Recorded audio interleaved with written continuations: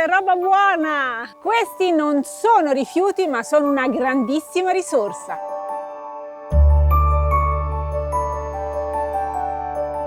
Questo è l'umido di cucina, lo produciamo quando sbucciamo la frutta, puliamo la verdura, quando ci avanza qualcosa, e questo materiale lo dobbiamo conferire nella raccolta differenziata. Ma abbiamo un'alternativa: se abbiamo un orto, un giardino, ma anche solo un balcone, possiamo trasformare tutto questo da soli e avere in più una risorsa che sarà il compost da utilizzare.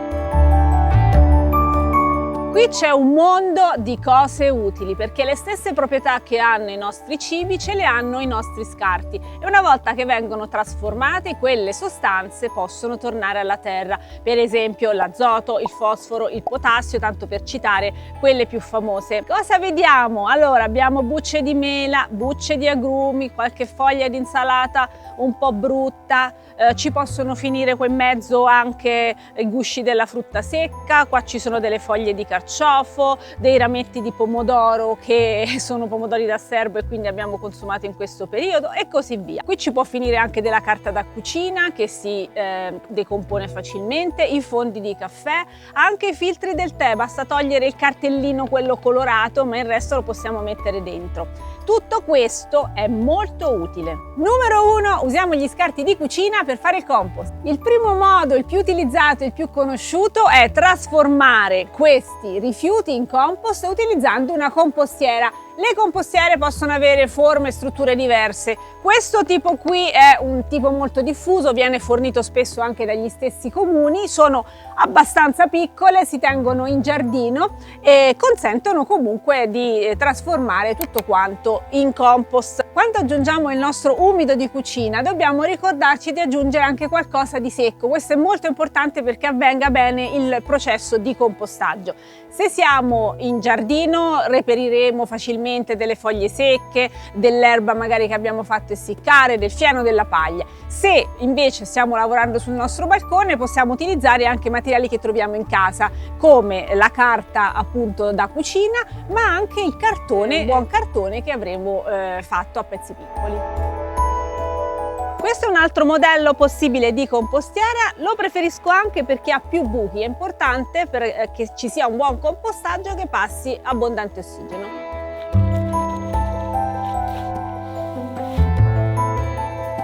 Naturalmente le mie compostiere preferite sono quelle fatte con i pallet, sono più capienti, si riesce a fare una maggiore quantità di compost, funziona anche meglio poi il processo di fermentazione e si fanno con materiali di riciclo. Su come fare una compostiera fai da te e su come gestirla abbiamo fatto tanti video, quindi andate a vederli. Secondo utilizzo, puoi preparare del vermicompost. I nostri scarti piacciono tantissimo ai lombrichi e quindi possiamo creare uno spazio dedicato a loro dove aggiungeremo giorno dopo giorno i nostri avanzi e loro li trasformeranno rapidamente in vermicompost, che è un materiale molto prezioso da restituire poi alla terra. Quando prepariamo del compost noi sfruttiamo l'attività dei batteri, perché nella prima fase tutto il materiale che andremo ad accumulare verrà aggredito dai batteri, subirà una fermentazione, si alzeranno le temperature e dopodiché poi interverranno anche altri agenti trasformatori, ma una prima fase l'avremo già affrontata ed è una fase importante perché salendo le temperature si ha anche un'attività di pastorizzazione che va a disinfettare il nostro materiale. Con il vermicompost invece non c'è questa fase, ci muoviamo su quantità molto più piccole e gli agenti trasformatori sono proprio i lombrichi che si nutrono direttamente dei rifiuti come glieli conferiamo. Mentre per fare un buon compost ci serve una grande massa di materiali, quando facciamo il vermicompost possiamo lavorare anche su piccoli contenitori nei quali creiamo le condizioni ideali per la nostra famigliola di lombrichi che lavorano per noi. Cosa possiamo mettere nel nostro umido di cucina?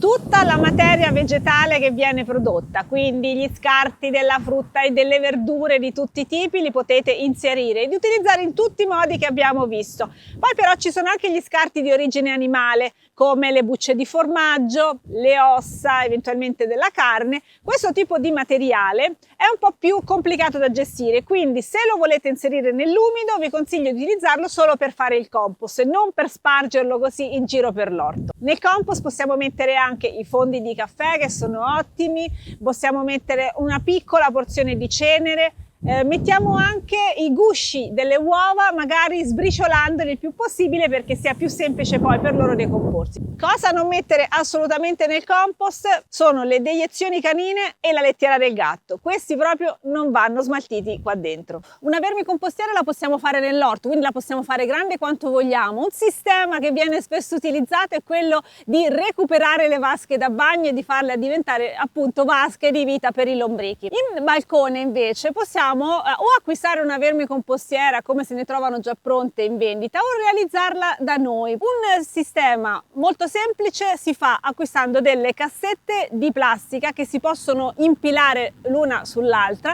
alle quali dobbiamo fare molti fori.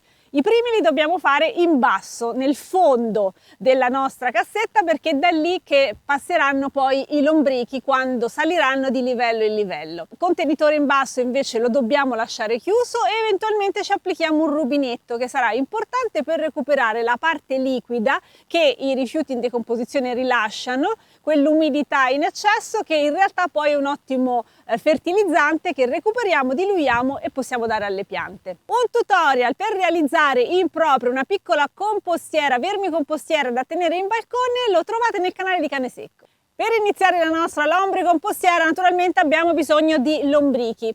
Si possono anche acquistare, ma basta andare a trovare un amico che ha uno spazio in campagna che magari fa del compost e in genere ne trovano di quelli adatti proprio a questo tipo di decomposizione e poi vedrete che quando date loro le condizioni ideali cominceranno a moltiplicarsi rapidamente. Le condizioni di vita del lombrico prevedono la giusta umidità, la giusta ossigenazione, cibo in continuazione e poi vogliono stare al buio. Fate i bravi, usate bene i vostri scarti di cucina e tanto che ci siete mettete un bel like. Terzo metodo, possiamo far scomparire il nostro materiale organico nell'orto inserendolo negli spazi di accumulo che abbiamo della materia organica. Questa è la linea sintropica, qui ho creato proprio delle linee con foglie, ramoscelli e così via per creare una zona diciamo di produzione di fertilità. Allora all'interno di questo materiale che è prevalentemente secco io posso andare a mettere un po' del mio materiale, poi ricopro e magicamente vedrete che scomparirà rapidamente. A lasciare in giro i rifiuti in questo modo ci sono anche delle controindicazioni. Per esempio in questa zona dove noi spesso seppelliamo questo tipo di rifiuti abbiamo visto venire una volpe a cercare qualcosa di buono. Questo può succedere, quindi questo tipo di cumuli fateli soltanto se non li avete sotto casa, diciamo così, perché sapete che possono arrivare degli animali selvatici a cercare se c'è qualcosa di buono. Materiali come le foglie, questa è una foglia di insalata, una foglia di cavolo, delle foglie di cardo, li potete mettere anche proprio sopra la pacciamatura, li lasciate insieme a tutto il resto, si uniranno al resto della materia organica e daranno il loro contributo. Tutto questo materiale che abbiamo messo porta biodiversità anche al trasformato, cioè all'humus che si creerà. Quindi noi stiamo dando da mangiare indirettamente alle nostre piante. Quarto metodo per utilizzare i nostri scarti di cucina, li possiamo usare per creare delle trappole che attraggono le lumache. In questo caso utilizziamo materiale più verde, quindi scarti di foglie, roba che può piacere alle lumache e creiamo appunto uno spazio che per loro costituisce un buon banchetto. Lo mettiamo questo cumulo vicino al nostro orto, non all'interno dell'orto, vicino, perché il nostro obiettivo è distogliere le lumache dai nostri ortaggi, farle venire qui a mangiare. Dopodiché possiamo decidere se catturarle. Questi cumuli vanno poi ogni tanto girati perché ci potrebbero essere anche delle uova che le lumache vanno a deporre, noi le disturbiamo e quindi riduciamo la loro produzione. Le trappole per le lumache si fanno naturalmente se si ha il problema delle lumache. Nel periodo in cui il problema si presenta va mantenuto fresco, ovvero bisogna aggiungere foglie che possano essere attraenti per loro. Le lumache sono comunque delle alleate nell'orto quando non fanno danni direttamente agli ortaggi perché contribuiscono alla decomposizione della materia organica. Quinto sistema di smaltimento dei nostri rifiuti nell'orto o nel balcone sono le mini compostiere. Nell'orto o nel giardino possiamo fare delle scatolette, per esempio come questa, in legno. L'importante è che siano forate sul fondo, che ci siano tanti buchini per far entrare l'ossigeno e che ci sia un coperchio per evitare l'intrusione di animali. All'interno mettiamo i nostri rifiuti, nell'orto diventeranno un punto di attrazione per i lombrichi che arriveranno da sotto e se li andranno a mangiare. Soprattutto in estate sarà necessario ogni tanto anche bagnarli per mantenere il giusto grado di umidità. Se abbiamo soltanto dei vasi in balcone per smaltire i nostri rifiuti, possiamo utilizzare contenitori più piccoli. Dovrebbero avere una forma cilindrica, potrebbe essere per esempio una bottiglia tagliata, la inseriamo in modo che si crei una verticalità sul vaso, lì andiamo a mettere i nostri rifiuti, ricordiamoci ogni tanto di annaffiare, creiamo anche un coperchio sempre per evitare le intrusioni e mano a mano che i rifiuti si decomporranno lasceranno dei nutrienti alle piante del nostro vaso. Ma l'umido di cucina può essere anche interrato? A questo punto analizziamo questa possibilità che molti contadini utilizzano nel loro orto. Questo metodo mi lascia alcuni dubbi, quindi adesso vediamo come si applica e poi vi dico perché non sono tanto sicura che sia una cosa corretta. Si crea nell'orto una piccola buca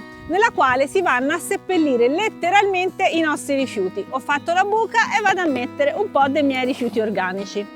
A questo punto vado a ricoprire i miei rifiuti con la terra, leggermente, non ne metto tanta perché deve sempre passare ossigeno. La prossima volta che avrò il secchiello di rifiuti pieno farò una buca accanto a quella precedente, inserirò i miei rifiuti e andrò a ricoprire. Così posso fare una linea lungo il mio orto. Cosa succede con il tempo? In quel punto arriveranno tanti lombrichi a smaltire quella materia. Quindi dopo alcuni mesi qua sotto si troverà una materia organica già bella decomposta perché hanno lavorato i lombrichi. Questo metodo l'ho visto applicare nell'orto dal mio babbo ed effettivamente a lui funziona, ma a me lascia perplessa per diverse ragioni. Sappiamo che i rifiuti devono decomporsi in presenza di ossigeno e quindi qua sotto potrebbero crearsi delle situazioni appunto di assenza di ossigeno. Quindi invece di avere una buona decomposizione potremmo avere dei marciumi che non faranno bene al suolo e anche alle piante che si trovano lì intorno. Se decidete di utilizzare questo metodo, di sperimentarlo, fatelo mettendo questi cumuli di materia organica lontano dalle radici delle piante, in modo che se ci dovessero essere dei marciumi non andranno a fare un danno direttamente. Quindi accumulate questa materia nei punti non coltivati, lasciate il tempo che si decomponga e poi se sotto trovate tanti lombrichi al lavoro e quindi una bella terra, a quel punto potete utilizzarla per l'orto. Un altro sistema che uso al bosco di Ogigi è creare una compostiera invernale che in estate diventa direttamente un orto. Ho creato uno spazio rialzato dove vado a mettere i rifiuti organici della cucina ma anche altra materia organica. Tutto insieme rimane qua per diversi mesi e comincia a decomporsi.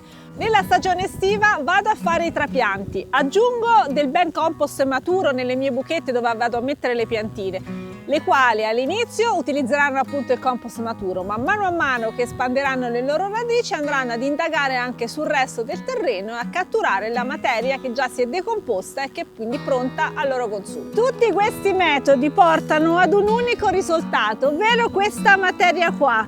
Il compost, partendo da materia organica di diverso tipo, si ottiene un materiale omogeneo, profumato, sa di bosco e molto fertile per le piante. Sull'utilizzo dei rifiuti nell'orto abbiamo fatto diversi approfondimenti, trovate sia video che articoli, vi lasciamo qui in descrizione sotto al video. Non perdete questa opportunità, potete avere anche voi il vostro terriccio buonissimo per coltivare fatto in casa, ci sono tanti modi per valorizzare i vostri rifiuti e tra l'altro fate qualcosa di buono anche per la collettività perché lo smaltimento dei rifiuti costa un sacco e quindi se non lo conferiamo ma lo trasformiamo noi abbiamo anche questo vantaggio.